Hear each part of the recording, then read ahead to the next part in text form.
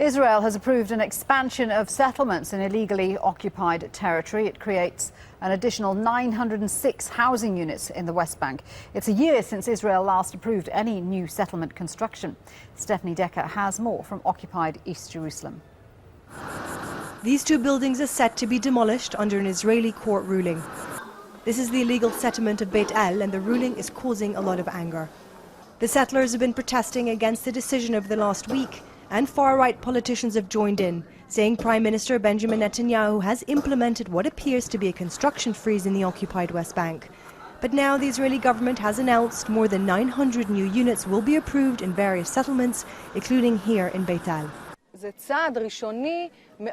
It is a minor move forward that is completely unsatisfactory. We will not stop fighting, as it's part of a larger struggle in all of Judea and Samaria against the construction freeze. We think the announcement of new units is a good move forward, but it's minor and, to be honest, it's just meant to appease us.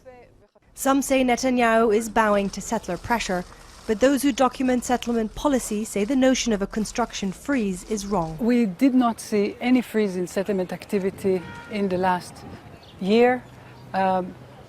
Actually, the beginning of 2015 saw an increase in construction on the ground. We see that this policy is destroying the possibility for a two-state solution and peace in this area.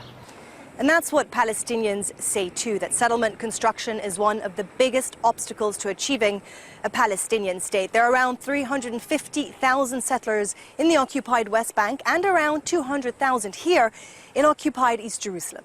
The Israeli government has said international pressure has forced it to slow down construction. But whether that is true or not, the issue has made things difficult for the Prime Minister. He knows that he personally, his credibility, and Israel are vulnerable in the international arena as never before. If the ice under his feet were any thinner, he'd be walking on water. And he's afraid that if he opens up the settler floodgates, the ceiling's going to cave in on him.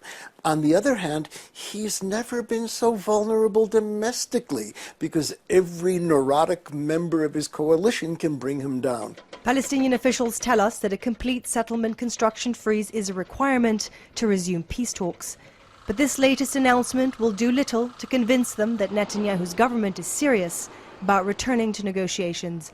Stephanie Decker, Al Jazeera in occupied East Jerusalem.